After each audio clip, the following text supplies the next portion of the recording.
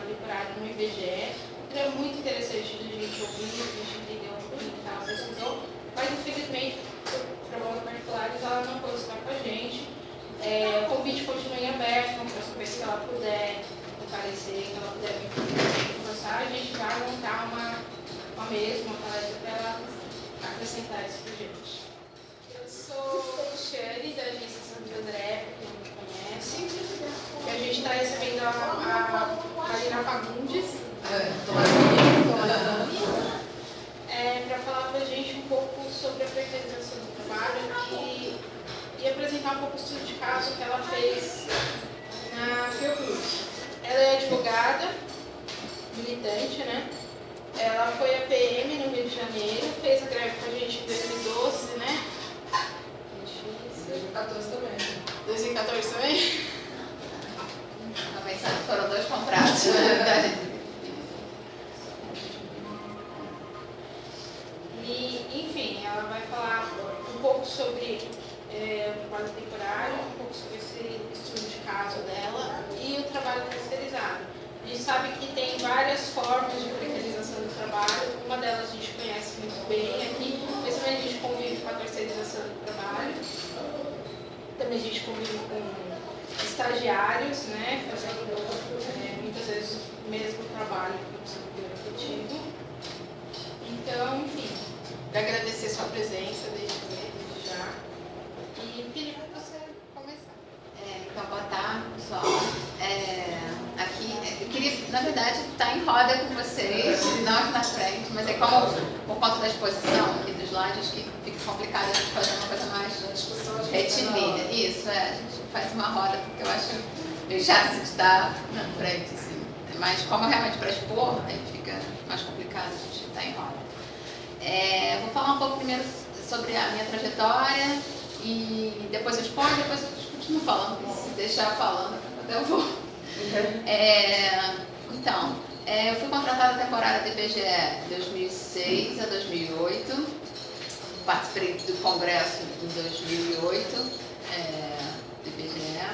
Na época, poucos contratados foram, a gente não tinha voz, era uma coisa muito incipiente.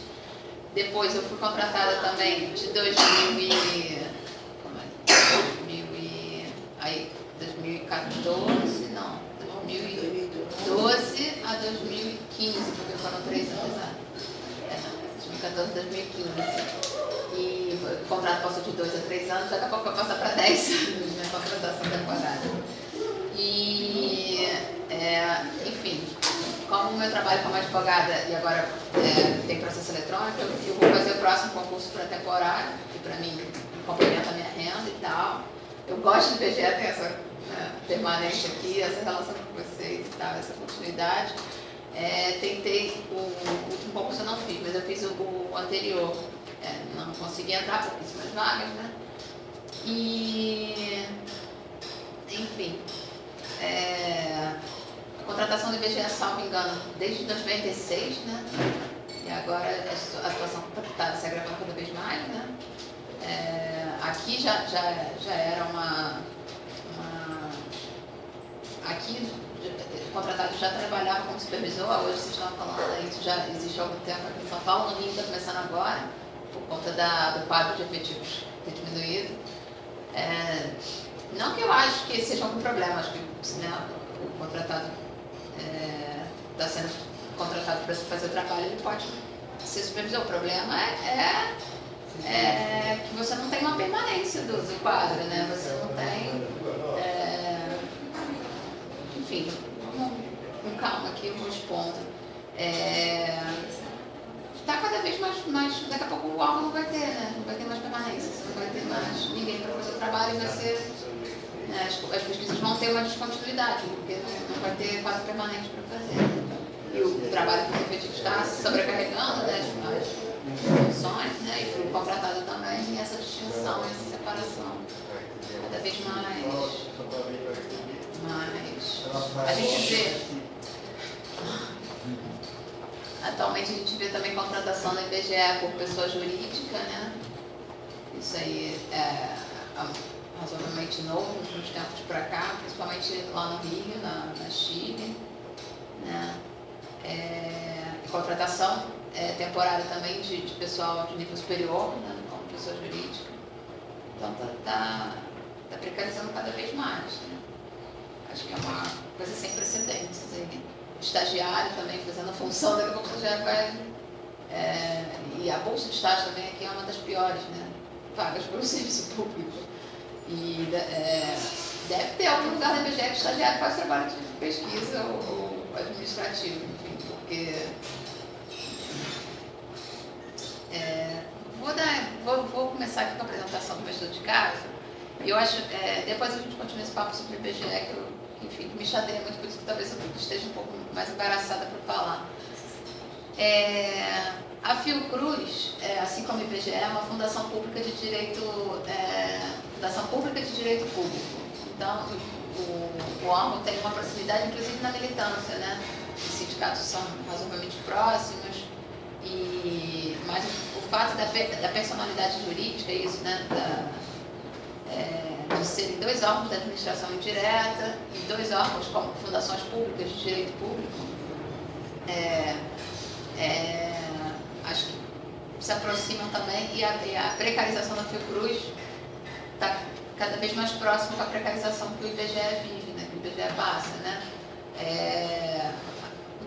Na Fiocruz a gente tem professor contratado substituto, pesquisador contratado substituto, você tem contratação com pessoa jurídica, você tem terceirização, você tem, inclusive, quarteirização. Quarteirização é uma empresa contratada para contratar uma outra empresa para contratar efetivamente o trabalhador.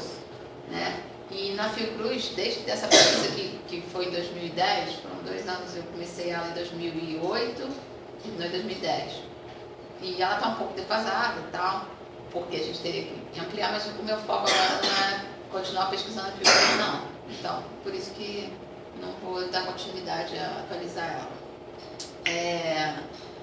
Então, a Fiocruz, ela, desde 2008, ou até um pouco antes, ela já fazia terceirização de atividade fim, essa coisa que a gente escuta agora, esse PL 4330 de 2004, que é um projeto de lei sobre para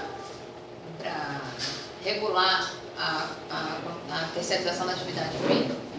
Isso aí a gente ouve falar lá de longe, a gente achou que isso aí fosse ficar engavetado, mas aí com as mudanças políticas desse contexto atual, isso aí eu acho que vai passar cada vez mais rápido, né? E já foi aprovado na Câmara, agora foi para o Senado essa proposta. E então a gente vê terceirização de atividade fim há muito tempo, né? A gente acha que não existe, que é proibido, mas mesmo proibido ela acontece. Inclusive, eu considero contratação de pessoa jurídica uma terceirização da atividade fim. Né? Por exemplo, o IBGE contratar um economista com PJ para fazer um trabalho de pesquisa, um trabalho qualitativo sobre dados econômicos, para mim, isso é terceirização de atividade fim. Né? Ou seja, mesmo com o projeto de lei ainda, esse projeto bizarro ainda em trâmite, os órgãos, não só os órgãos públicos e privados fazem à torta e à direita esse tipo de precarização, de uso de terceirização de atividade fim. Vou expor o trabalho e depois a gente continua. O meu trabalho é terceirização e precarização, estudo sobre a desvalorização do trabalho por meio de terceirizações existentes no setor estatal. O estudo de caso é a Fiocruz. Eu fiz junto com um amigo, Fábio Medina, que hoje é doutorando em antropologia na Universidade Federal Fluminense, lá no Rio. E, enfim, foi um trabalho de 2 anos.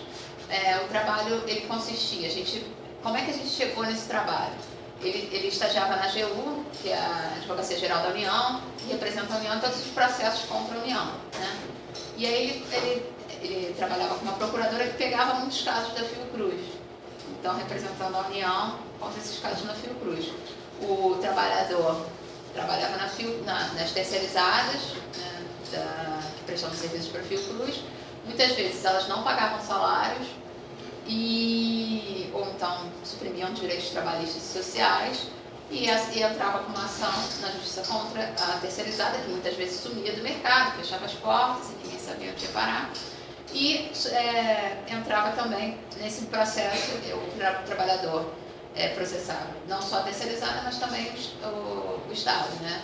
O governo federal por conta, não só a terceirizada, como também a Fiocruz, pleiteando a responsabilidade subsidiária do órgão em relação àquela intermediação de mão de obra. Né?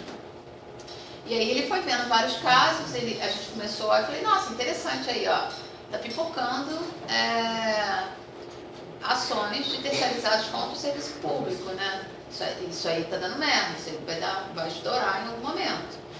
E eu falei, vamos catalogar esses processos e a gente pode trabalhar um pouco mais com o que esses trabalhadores estão pedindo, quem são essas empresas, para fazer um estudo mais quantitativo e futuramente mais qualitativo em relação a essa demanda aí.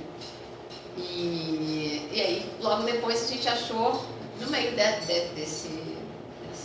gente estava lendo a bibliografia, né, para poder pesquisar melhor sobre precarização, e aí a gente se depara com essa matéria da Folha de São Paulo, governo alvo de golpes terceirizados. Então, essa matéria que a gente achou foi uma matéria que foi recorrente na Folha de São Paulo e depois em outras mídias. Né? Antes só a mídia alternativa falava disso, né? Depois foi ganhando uma proporção tão grande, né, desse grande número de empresas terceirizadas que fraudavam, né, que pegavam dinheiro da licitação para fazer, para prestar um serviço e sumiam depois, não pagavam os trabalhadores, enfim, ou remuneravam muito mal, suprimiam direitos. E aí isso foi crescendo, de uma proporção muito grande. Né?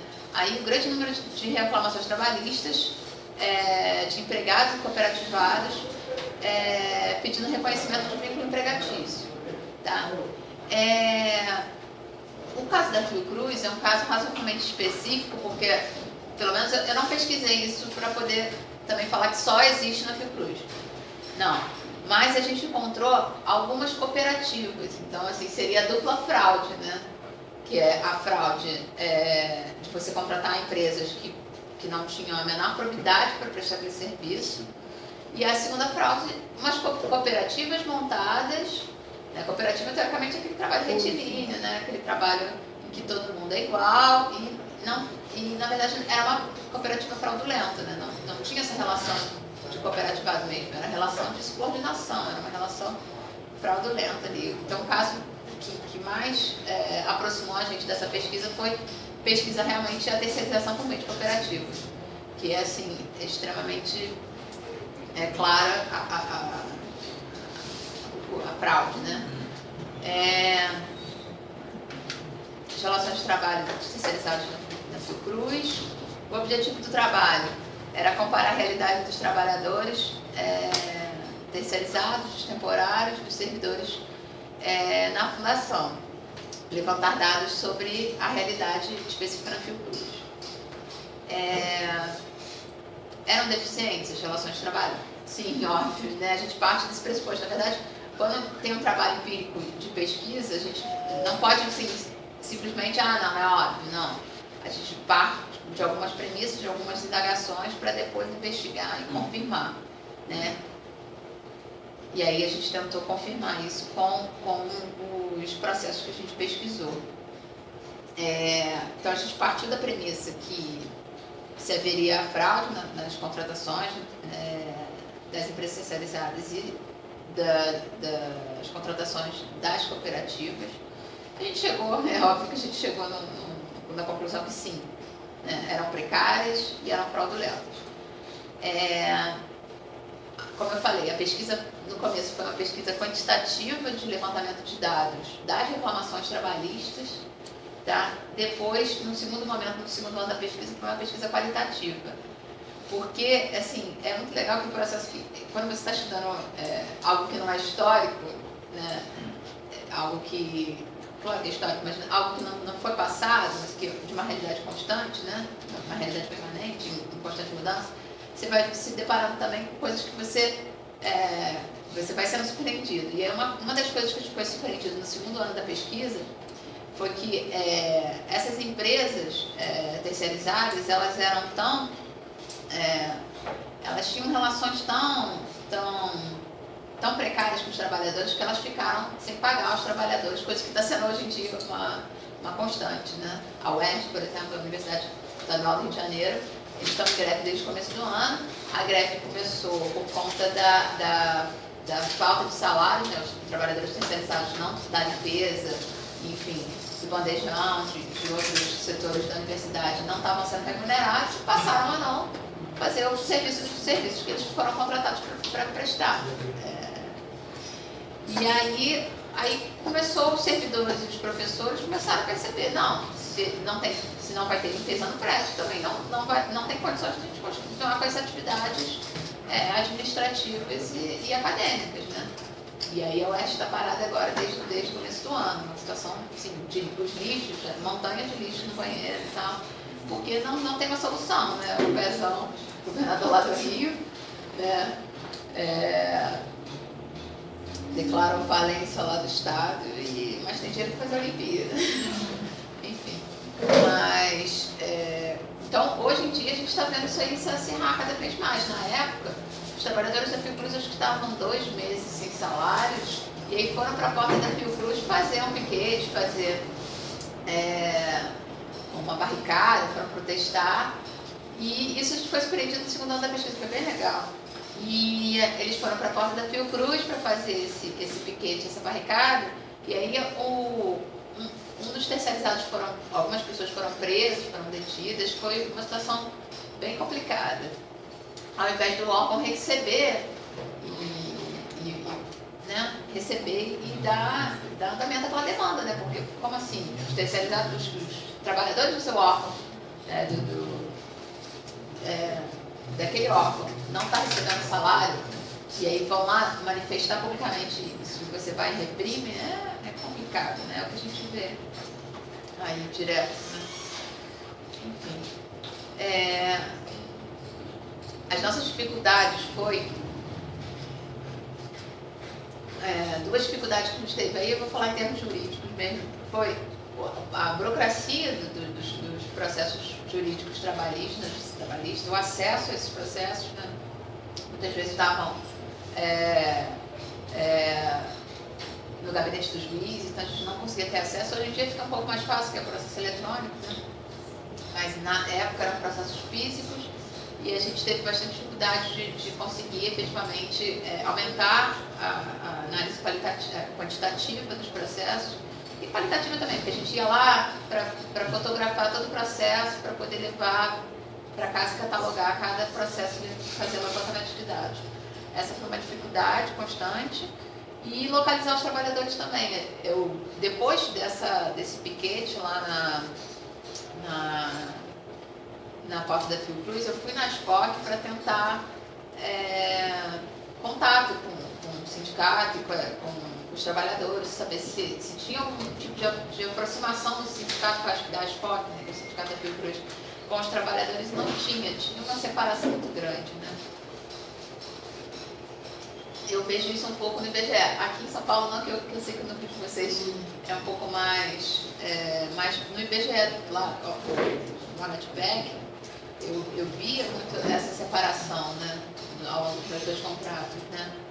E você não coloca na pauta do sindicato a relação com os terceirizados, né?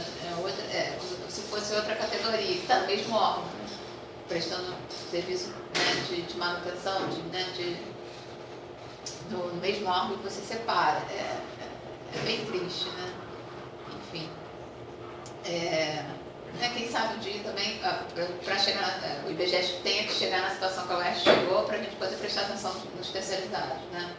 Tipo assim, o IBGE contrata uma empresa, a empresa não paga os salários, e aí o pessoal da empresa vai falar, não vamos limpar o prédio, não vamos abrir o portão, porque quem abre o portão geralmente são os terceirizados, não vai funcionar. E aí o IBGE tem que prestar atenção que também é uma mão de obra, né? Mão de obra não, são trabalhadores também necessários para o funcionamento do órgão, e por que tratá-los de uma maneira diferente, né? Enfim.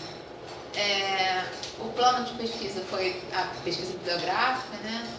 Partiu de alguns marcos teóricos, exame de legislação e jurisprudência. Inclusive, na época, pouco se falava, né, no projeto de lei 4330, lá da atividade fim.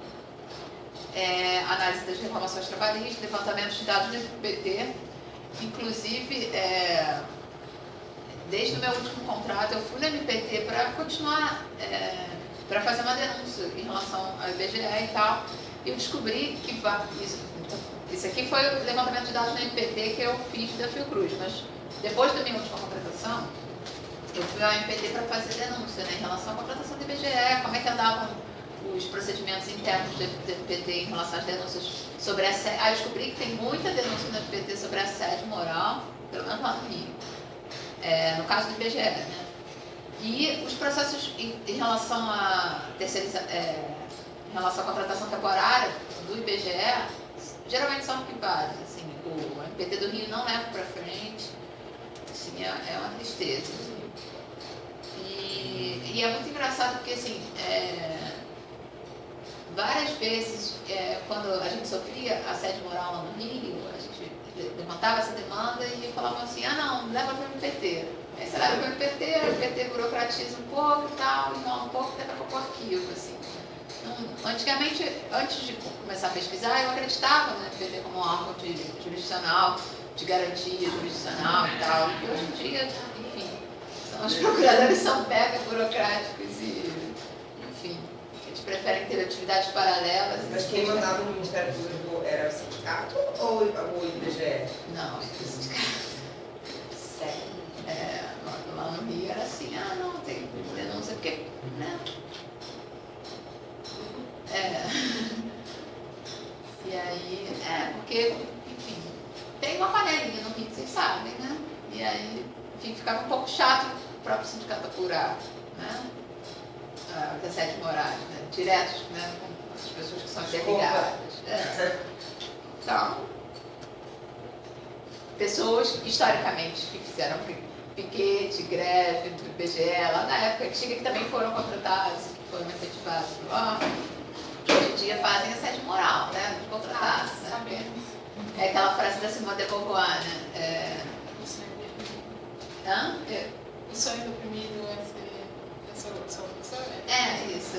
Porque, na verdade, eu não decorei a frase, mas a mecânica, a filosofia da frase da Simone de Beauvoir é bem interessante, né? O opressor, o oprimido se identifica com o opressor, né? Então, qualquer situação que quem está sendo historicamente oprimido puder oprimir, ele vai oprimir, né? E por isso que você vê aí, por aí, muitos gays transfóbicos, por isso que você vê, enfim, muitas gays machistas, enfim, né? Que historicamente, por isso que você vê um servidor efetivo do IBGE que já foi contratado oprimindo hoje, né? Os temporários. Essa frase da Beauvoir é muito legal, né?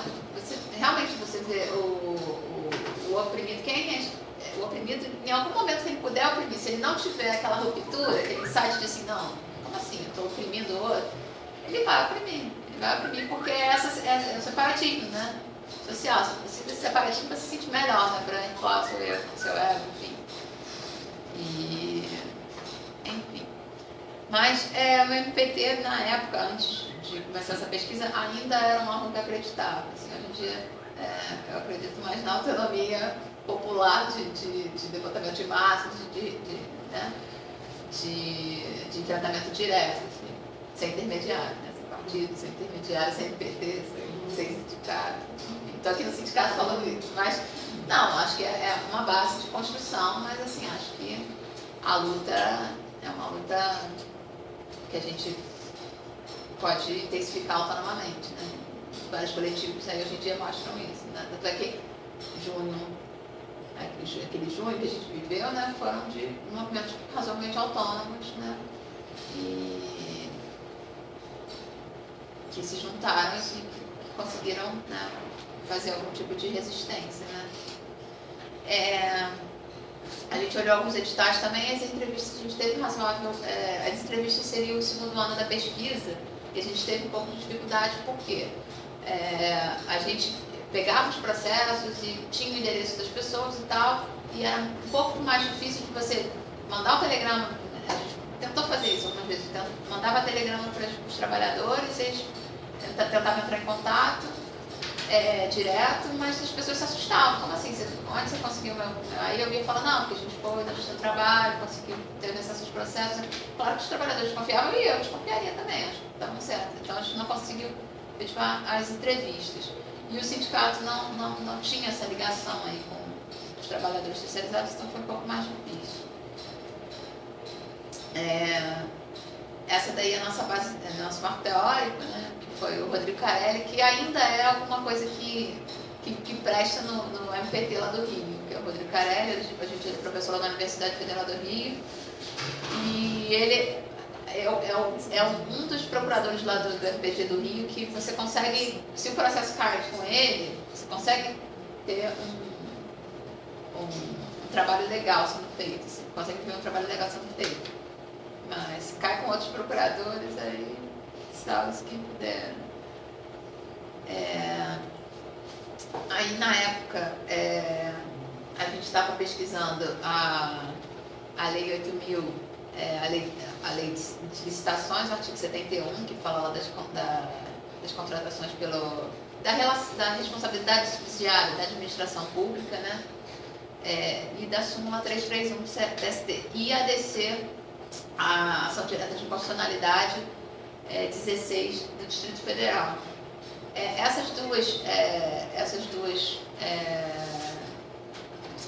Esses dois trâmites jurídicos aqui, essas duas legislações e súmula, né, elas questionavam isso. Assim, na verdade,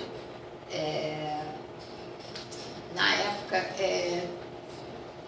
era para confirmar a responsabilidade, estava nesse embate aí, se iria se confirmar que a administração pública se teria mesmo responsabilidade subsidiária ou não.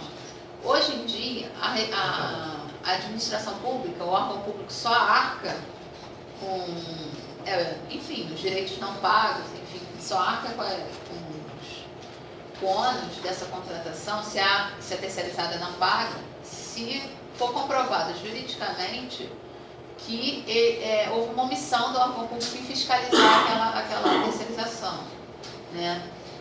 E na época não, na época todos os processos eram deferidos, eram condenados, a administração pública era sempre condenada. O que estava também dando um problemaço, assim, né?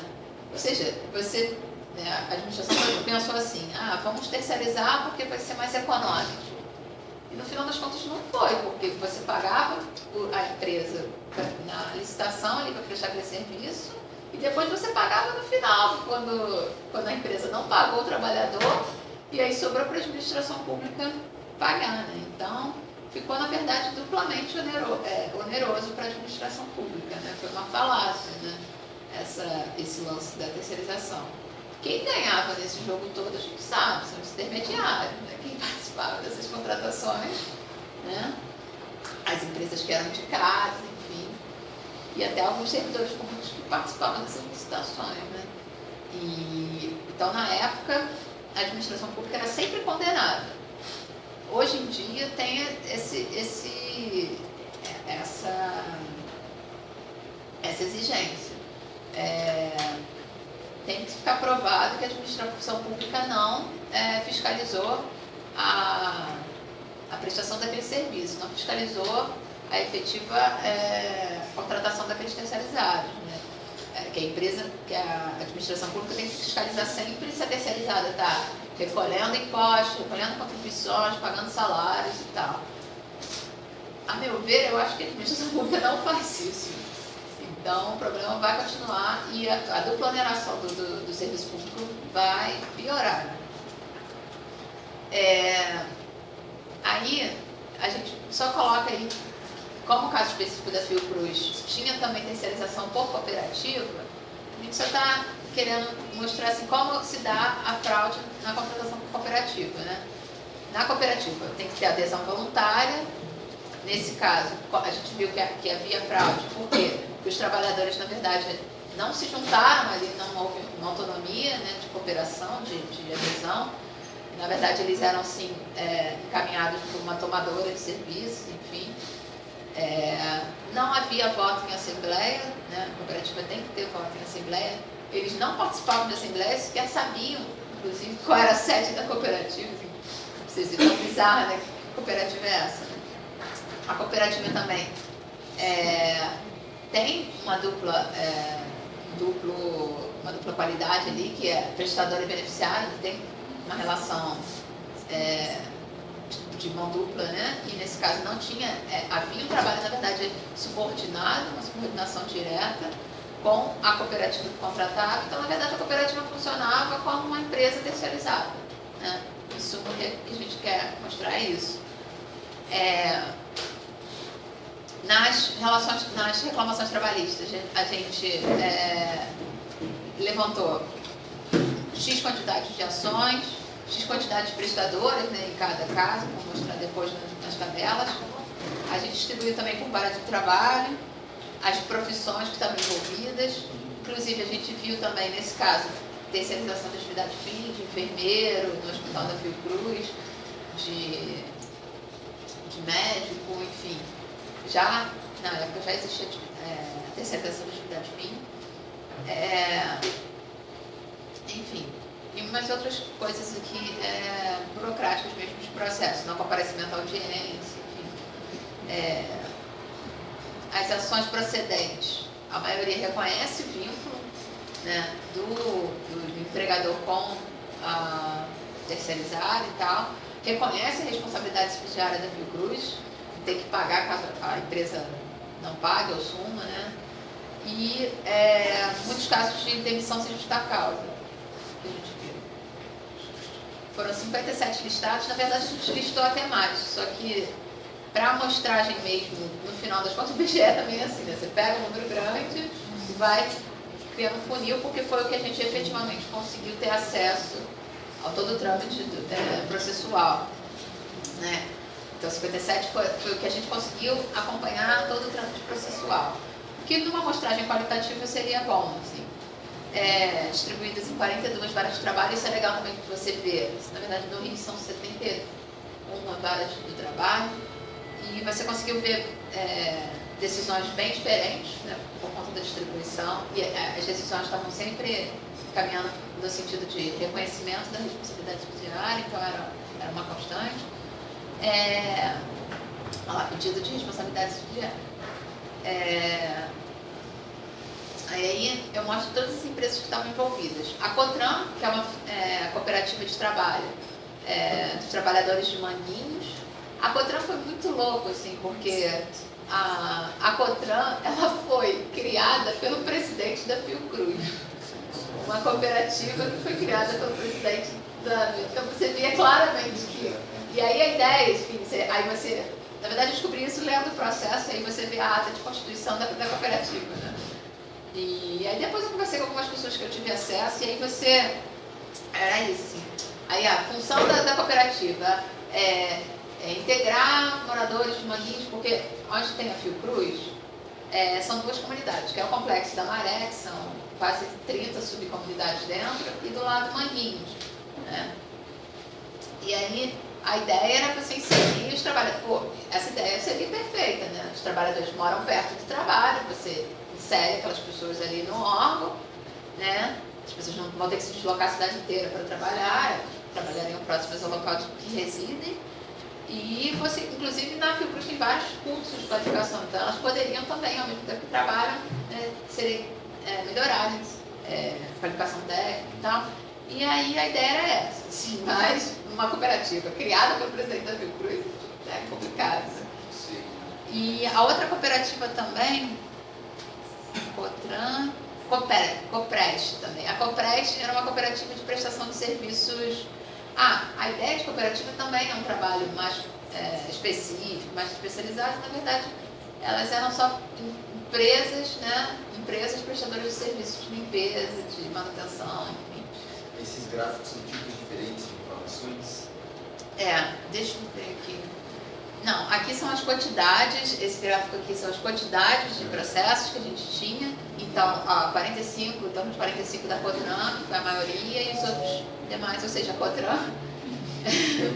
Ou seja, a cooperativa que foi criada pelo presidente da Fiocruz, E foi que teve mais índices de reclamações trabalhistas, pelo que a gente vê no gráfico, né? Do outro lado, eu não lembro com esse gráfico. Acho que foi quantidade de... não vou lembrar o outro gráfico, deu branco agora. Mas desse lado aqui são a quantidade de reclamações. Ou a quantidade de trabalhadores envolvidos, eu acho.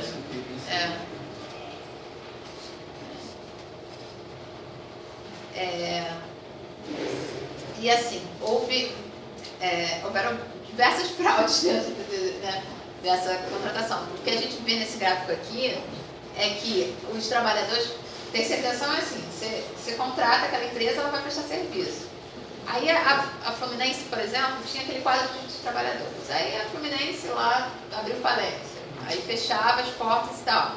Os mesmos trabalhadores eram encaminhados para a Cotran, que foi a cooperativa criada pelo presidente da Fiocruz. Aí a Cotran não deu certo, vocês viram lá pela quantidade de processos.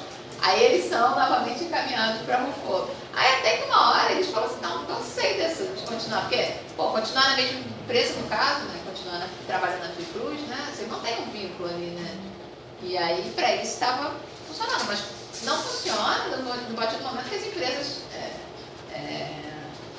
reiteradamente começam a não pagar salários, a suprimir, não depositar FGTS, não recolher as contribuições impostos, e aí começa a ficar complicado. E aí a gente viu isso também, essa sequência de subcontratações, de recontratações, né, dos trabalhadores. Aí 38,5 é o índice que foi migrando, né, dessas empresas, e 19,3 é o índice de trabalhadores que foram da Cotran para a Rufo, só da Cotran para a Rufo. Pode ser sempre que foram migrados.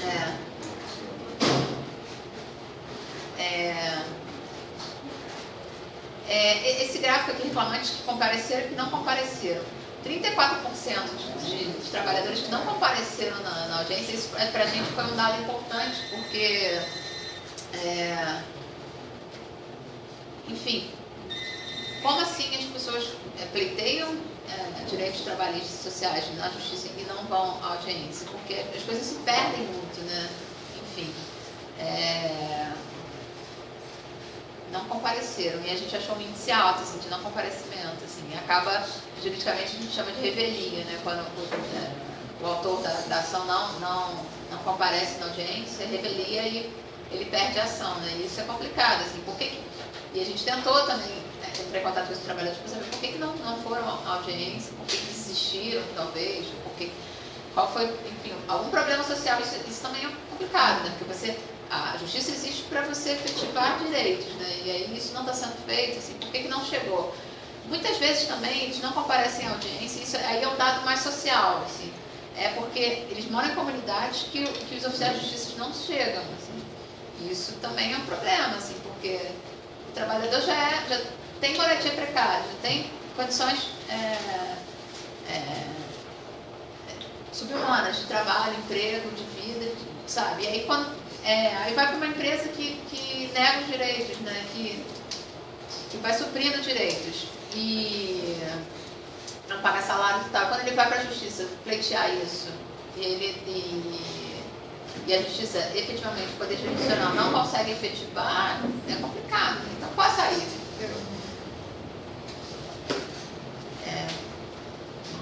E aí é isso, a gente achou um dado importante. Pode ser também que eles tenham sofrido alguma ameaça, não sei qual tipo. Depois eu descobri que Manguinhos tinha uma milícia local, assim, talvez a milícia estivesse envolvida também com essa. Isso aí são coisas que eu estou especulando, né? Não tenho certeza. Pode ser que a milícia também estivesse envolvida com essa fundação e ameaçou os trabalhadores a não comparecerem, a desistirem dos processos judiciais. Isso é uma hipótese também, né? Enfim.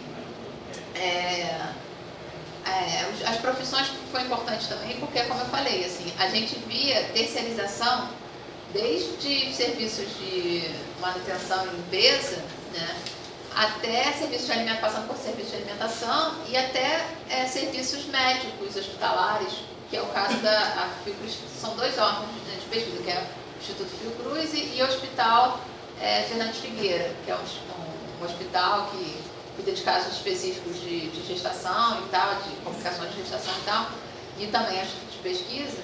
E a gente viu, como o Instituto Fernandes Figueira pertence à Fiocruz, a gente viu que tinha também terceirização de atividades, fim e meio nesse hospital, né? É por isso que a gente achou importante, porque geralmente as pessoas só levantam a terceirização de limpeza, não, Segurança. e de segurança, e não é assim.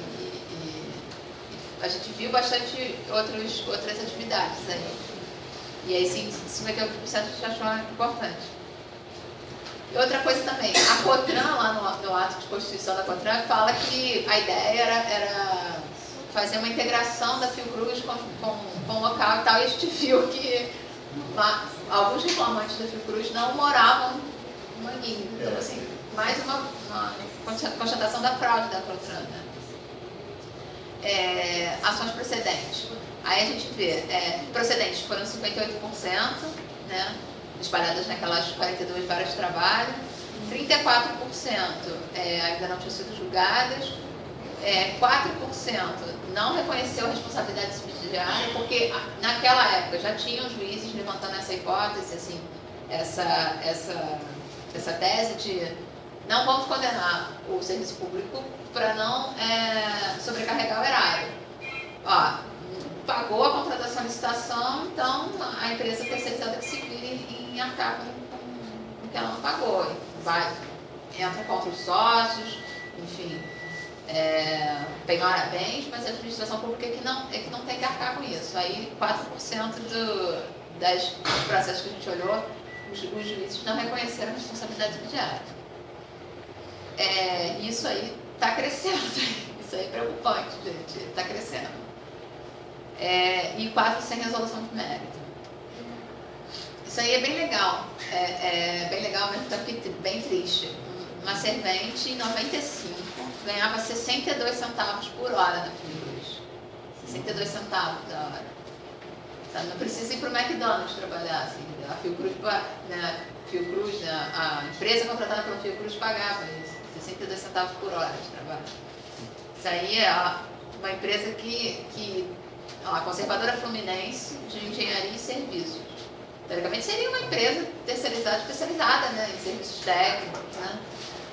E a pessoa ganhava 62 centavos a hora. Foi uma coisa que a gente chocou, assim, vendo nos processos, a gente ficou bem chocado. Na época, os levantamentos no FPT que a gente fez sobre a Fiocruz, tinha uma ação civil pública contra a COTRAN, e aí tanto é que a COTRAN logo depois, pouco tempo depois que ela foi constituída, foi evidenciada essa fraude, então ela foi desconstituída, né? E aí os processos trabalhistas da COTRAN, quem arcou foi a Fiocruz, né? Não foi a própria Constituição, né? Não foi a própria cooperativa, né? Então, ficou aquela coisa que eu falei, o duplo ônus para a administração, né? E eu não sei o que foi feito com o dinheiro dessa licitação, né? Não sei nem se tem... Como não era o objeto de pesquisa, mas fica na indagação, né? A COTRAN recebeu dinheiro para fazer essa licitação e depois fechou as portas e ninguém sabe, né? E as verbas indenizatórias das reclamações trabalhistas ficou a cargo da Fiocruz, né? Ficou a cargo da Fiocruz. Tinha uma ação cautelar em face da Fiocruz para acabar com esse tipo o assunto dela era cooperativa, admissão sem concurso, né? Essa fraude ali. Tinham mais 15 representações contra a COTRAN, uma representação contra a Fiotec. Então, a Fiotec era uma fundação pública de direito privado que intermediava com a atividade fim na Fiocruz. Isso a gente achou interessante também. É por isso que a gente pesquisou isso e resolveu colocar também. Aí são as referências bibliográficas.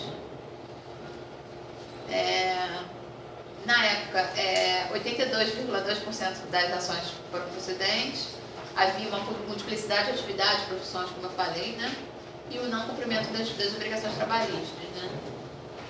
E aí eu coloquei aí a frase da Beauvoir. Mais uma vez a Beauvoir. E aí, o que eu queria falar também é que o IBGE é um órgão que se aproxima muito, né, dessas relações. Né? Vocês que estão aí, talvez, com mais tempo, de uma maneira mais permanente, né? A gente está vendo uma degradação cada vez mais constante e retilínea, né? Só, né? E eu nunca achei que eu fosse ver isso. No meu primeiro contrato de 2006 a 2008, não, o contratado não pode supervisionar, enfim, e hoje já está todo mundo indo supervisão e tal. Como é que vai ficar, né, daqui para frente? Eu estava conversando com a Jerusa, ela falando, né, o último presidente empossado aqui do IBGE foi recente, né, porque você não sabia. Eu fui dar uma pesquisada do Paulo Rabelo, né? Não tem nem 30 dias, não tem 30 dias ainda. É muito escrachado, né, essa nomeação, né? Esse não tem mainstream. Perderam. Porque, tipo, né, ele foi fundador dos milênios, né, de análises econômicas, né? E outra, inclusive, eu não sei o que podem ser feitos com os dados que o IBGE levanta, sinceramente. Acho que vai vir. Não, mas não é só vender, não. Pode, inclusive, maquiar, por exemplo. Porque a NAD faz um levantamento de aumento de desemprego. Aí, já acabou com a PME, né? Agora a PNAD faz um levantamento de aumento da taxa de desemprego aí ao longo do governo Temer. Aí não agrada, simplesmente não repete os últimos dados. Não vamos divulgar isso aí, não. É bem complicado, né? E o compromisso é muito engraçado, porque é explícito, né? O golpe foi muito explícito em todos os sentidos, né? Aí a declaração do Paulo Rabelo falando, não, o compromisso é que o governo vai se, né, o Brasil é um país estável, não sei o quê, né, todo um compromisso de levantamento. E você, claro, você coloca quem você quer num órgão que vai divulgar dados socioeconômicos, né? Cara, a outra frase do Paulo Rabelo também que eu achei interessante porque vamos zelar pela democracia da eficiência, né? Democracia da eficiência. Aquela coisa do choque de gestão, né? Uma coisa assim, democracia da eficiência. Ele está com uma ideia super inédita, né? Que é montar uma frente parlamentar estatística para tentar defender as pautas do IBGE no Congresso. Ninguém tem escrito nisso. E ao mesmo tempo que é uma falácia, né? Porque democracia de deficiência e não vai ter censo, aquela censo agropecuária, né? Democracia de eficiência, mas vamos colocar quem eu escolher, independente de saber ou não, de ser do órgão ou não. No caso desse caso, as pessoas aqui na Assembleia não concordaram com isso, né? Mas com aquele escândalo famoso, que foi o escândalo das parabólicas, acho que era Nelson Ripim, pelo nome dele, né? É o Ripim, cara. E ele estava comentando com um cara, ele foi flagrado na gravação, e ele falava sobre dados do IPC, né? Ele falava assim, que ele já tinha os dados em mãos, ele não sabia que estava sendo gravado, ele estaria mentindo, né? Ele disse que ele já tinha os dados em mãos e que a gente não tem o menor escrúpulo, que é bom a gente fatura em cima e a gente que esconde, né? Mas assim, é claro que as pessoas que comandam o IBGE, né, as pessoas de cima, o Ministério do Planejamento tem acesso às informações, assim, podem manejar elas como eles bem querem, né? Esse cara é bem estranho. Gente, Então, eu queria agradecer o convite, assim, não só para estar aqui, mas para rever vocês, né? E eu tinha comentado essa minha pesquisa, né, no último congresso, e aí eu acho que foi muito legal, assim, vocês me chamaram para estar aqui, para expor. Eu tentei um mestrado com um projeto sobre a precarização do IBGE, mas aí um projeto não estava bem fechado e tal, tinha outras pessoas com projetos mais fechadinhos. Enfim, acho que super interessante pesquisar o histórico de precarização do IBGE, eu acho que, enfim, se eu for fazer isso, se algum de vocês forem fazer, porque a parada está degringolando de uma maneira que a gente não sabe onde vai parar, né? E isso precisa ser pesquisado, levantado e denunciado, né? Sei que vocês fazem isso, né, em lutas constantes, na greve, enfim. Mas acho também interessante academicamente levantar esses dados, assim, né? E eu estava fazendo pós na ENSE também, lá no Rio, né? A escola do IBGE de estatística.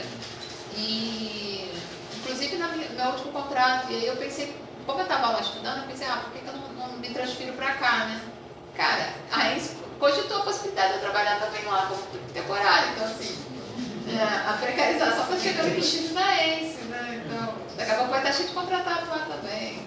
Estagiários, gente, é muito triste, assim, ao invés da ENSE ter bolsa de pesquisa, bolsa do CNPq, bolsa, né, para os alunos pesquisarem, não. Todos os alunos lá, a galera precisa de grana para se manter na faculdade, os alunos da pós, da graduação, todo mundo trabalha na secretaria, trabalhando em funções administrativas, né, porque o IBGE não tem dinheiro para contratar, quer dizer, tem, né, mas não quer fazer concurso, né, tem outras prioridades, né, Olimpíadas, Copa, e aí fica cheio dos alunos lá na escola trabalhando, e é complicado.